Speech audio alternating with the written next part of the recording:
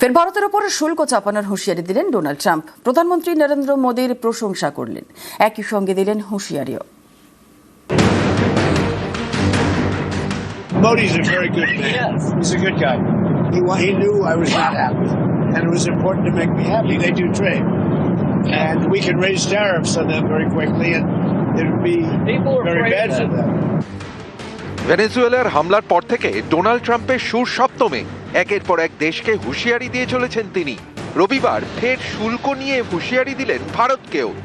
প্রধানমন্ত্রী নরেন্দ্র মোদীর প্রশংসা করলেন, তারপরই দিলেন হুঁশিয়ারি।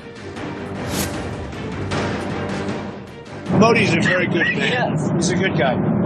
He knew I was not happy, and it was important to make me happy. They do trade, and we can raise tariffs on them very quickly, and it would be very bad for them. ট্রাম্পের বারংবার হুঁশিয়ারি সত্ত্বেও Russia থেকে তেল কেনা বন্ধ করেনি ভারত। তাই দিল্লির উপর রেগে মার্কিন প্রেসিডেন্ট।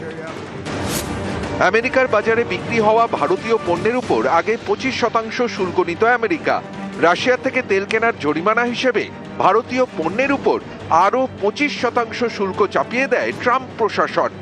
ফলে আমেরিকায় রপ্তানি করা ভারতীয় পণ্যের উপর এখন 50% শুল্ক নেওয়া হয়, যার জেরে মার্কিন মুলুকে ভারতীয় পণ্যের দাম বেড়েছে, যার প্রভাব পড়েছে ভারতে বিভিন্ন সামগ্রীর উৎপাদনে।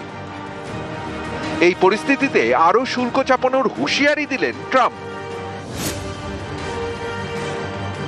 ইউক্রেনের সঙ্গে যুদ্ধের জেরে রাশিয়াকে একঘরে করতে উঠে পড়ে লেগেছে আমেরিকা এবং ইউরোপের দেশগুলি।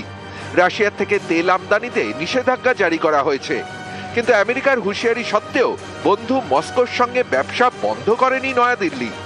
আগের থেকে কম হলেও রাশিয়ার থেকে এখনো তেল কিনছে ভারত। গত ডিসেম্বরে রাশিয়া থেকে 10 লক্ষ ব্যারেল অপরিশোধিত তেল এসেছে ভারতে। সম্প্রতি খোদ রুশ প্রেসিডেন্ট ভ্লাদিমির পুতিনও ভারত সফর করে গিয়েছেন।